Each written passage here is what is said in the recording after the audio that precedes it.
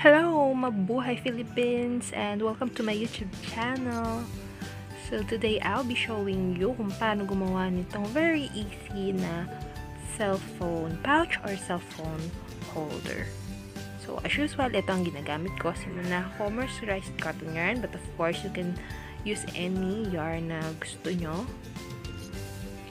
Tapos ayan, ang hook ko po ay 2.5mm hook.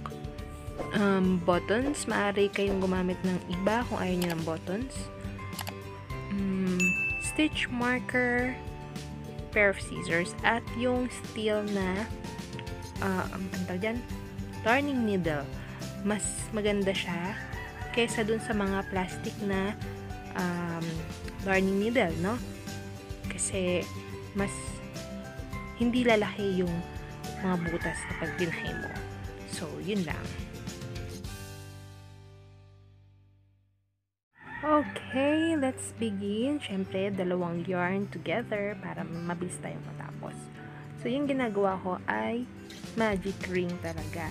Pwede kayong gumawa or magsimula ng slip knot, pero mas prefer ko siya. Later on, makikita nyo kung bakit. But this magic ring, magka-count siya as una kong stitch. Okay? Kasama siya sa bilang.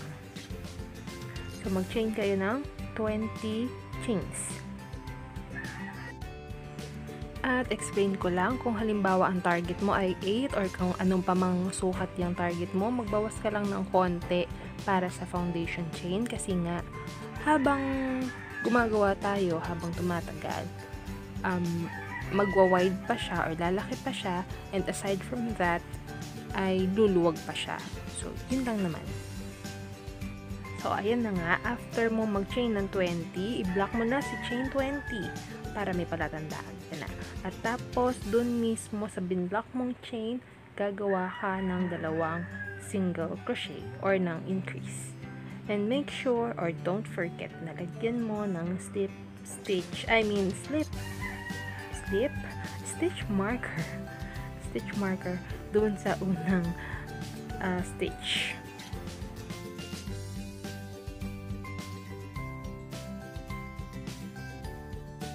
And then, 1 single crochet sa bawat isang chain. At iwan mo si magic ring. Okay? Alam nyo, hindi talaga natin maiiwasan na magkamali, no? Hindi man tayo perfecto. At syempre, naduduling din tayo. So, ang mahalaga, you keep on improving yourself, your craft, and mahal mo yung ginagawa mo. At once na mahal mo, I'm sure you will succeed at mas gaganda siya. Kasi gusto mo siya, hindi ka magsasawa.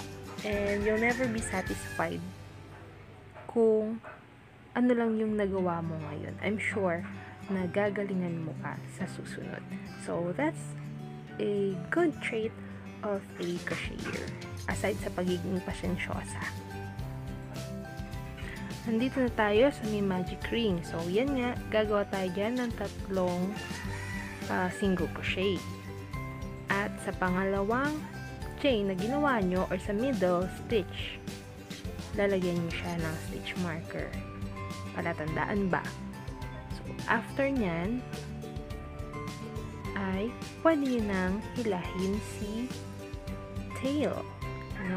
Para secured, para mas yun lang naman ang aim ko yung medyo mabawasan yung mga butas-butas ng saputan. So, yun lang naman. Arte, diba? Pwede namang slip stitch lang. I mean, slip knot. Kanina pa si slip stitch.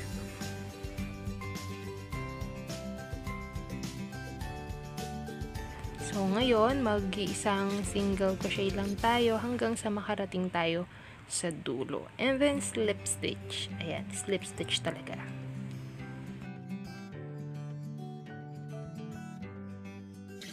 Actually, as of the moment, medyo masama ang pakiramdam ko. Masakit ang ulo ko, but I think I owe you this tutorial. Kasi nga medyo natatagalan na, kaya inaasikaso ko pa siya. I mean, inaasikaso ko na siya. So, bago ko pa siya ma-edit, diba? 10 years. Ano pala ngayon? Filming pala.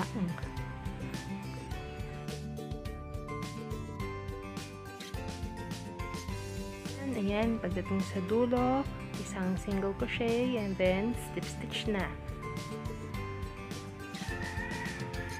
Ayan, nag-slip stitch na tayo. Ayan,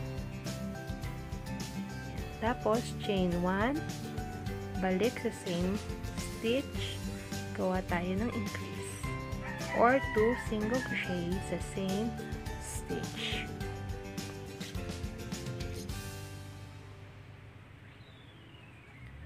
Yan, ibalik niyo si stitch marker para hindi kayo maligaw. Pero ako naligaw. Pagkatapos, 2 single crochet dun sa kasunod na stitch magkasama, okay?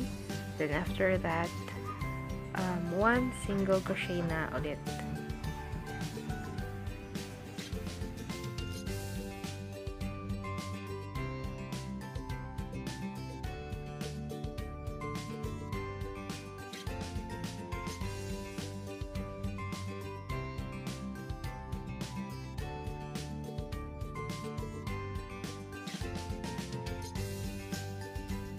Pagdating mo dyan sa dulo, syempre maglalagay ka rin ng 2 single crochet or increase. At eto na, dito na naganap ang aking pagkakamali.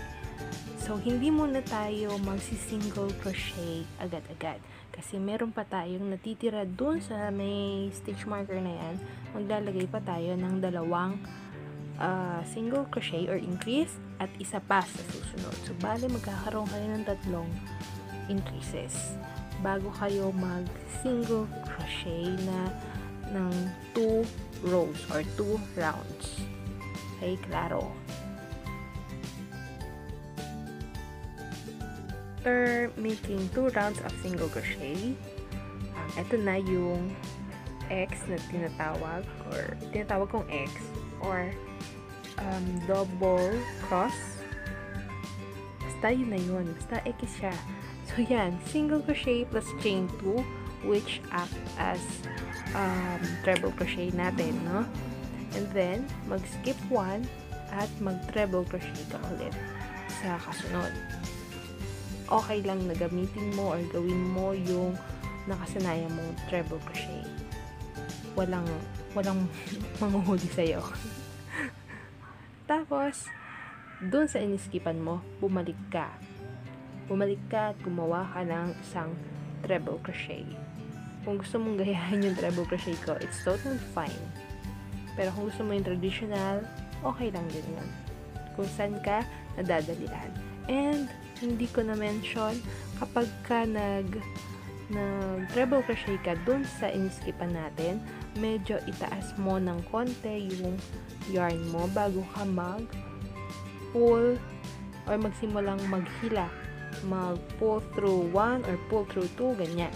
Kasi, para hindi siya masyadong nakayuko or basta, para maging maganda yung kalabasan niya. Hindi siya masyadong siksik. Ganun.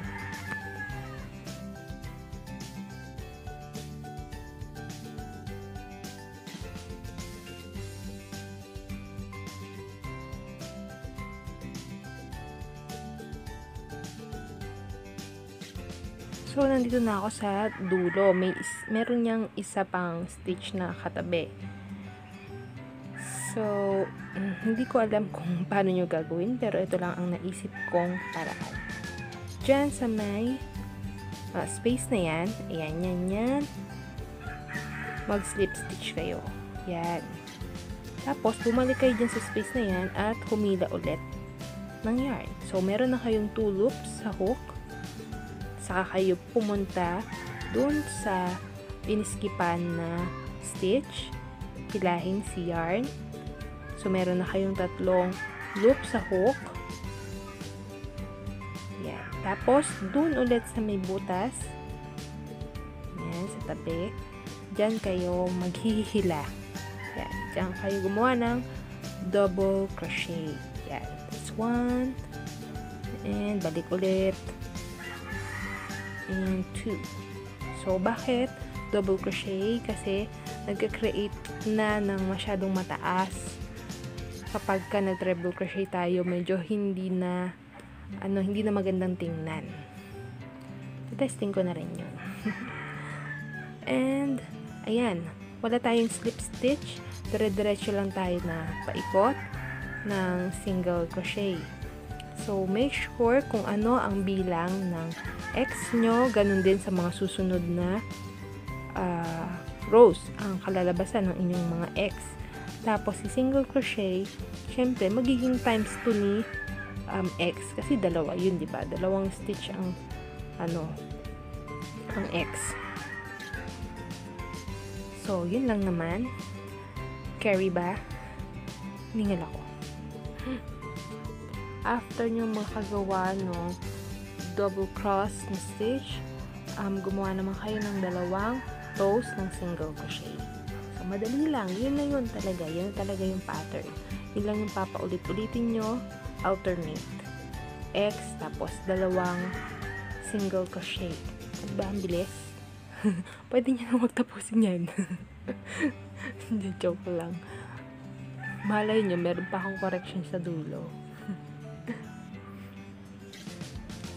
Yan. Pwede rin kayong mag-add ng ibang kulay kung gusto nyo medyo lively. Ganyan. Ano pa ba? So, yan. Ipapakita ko na lang later yung finished product niya. Okay. I'll see you.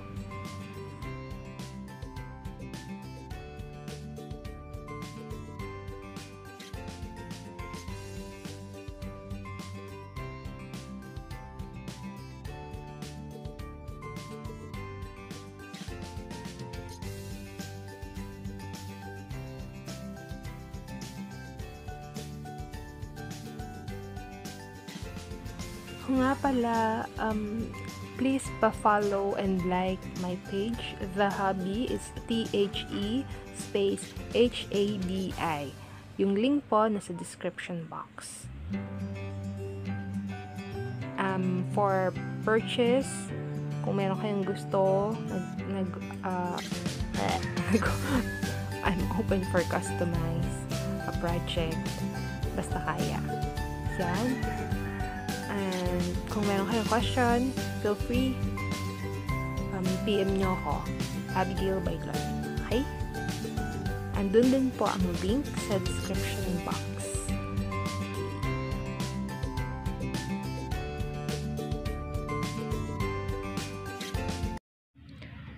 Hello! And I'm back at gawa na siya. Ayan. Ayan yung itsura niya. So, hindi ko na pinakita yung part na to kasi ito ay ilang rounds lang ginawa ko ng single crochet. So, alam niyo na yun. So, when it comes to strap, I just made ilang chains lang. Ilang chains. And then, bago ko siya tinahi, nilagay ko muna yung cellphone para makita ko yung perfect fit niya. So, it's very simple. It's just a multiple chain. And then, voila! Yan na. So, if you're wondering what's the size, so, it's, yan. Sobra lang ng konti. 3 inches and 1 mm. No, basta, yun na yun. Hindi ako marunong magsukat niyan. 3 inches by 6. Ayan. So, mapapansin nyo, dito yung pagkakamali ko. No, but, still cute. Look, oh, ang stitches. Tingin ko mas maganda siya gamitin kapag sa mga makakapal. Mas kita yung mga stitches niya. So, yun lamang po. Sana ay nagustuhan nyo. Madali lang, di ba? Kasi repetitive lang yung pattern. And pwede nyo siyang gawing bag, sling bag, or pwede yung palakihan. Kayong bahala. Using this stitch.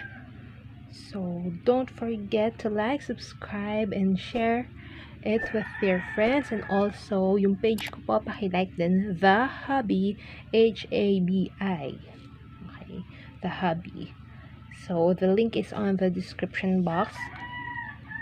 So, mag-comment lang kayo if you have any suggestions, anything. So, yun lamang po, and salamat po sa mga patuloy na nagsisubscribe at tumatangkilik ng aking gawa. Pasensya na kayo, medyo nade-delayed ang ating mga tutorial kasi nitong mga nakaraan I was busy with my MPOs. So, medyo masakit na yung ulo natin. Pahinga muna. And ngayon lang tayo nakagawa nito. So, yun lamang. Salamat. Thank you and God bless. Bye!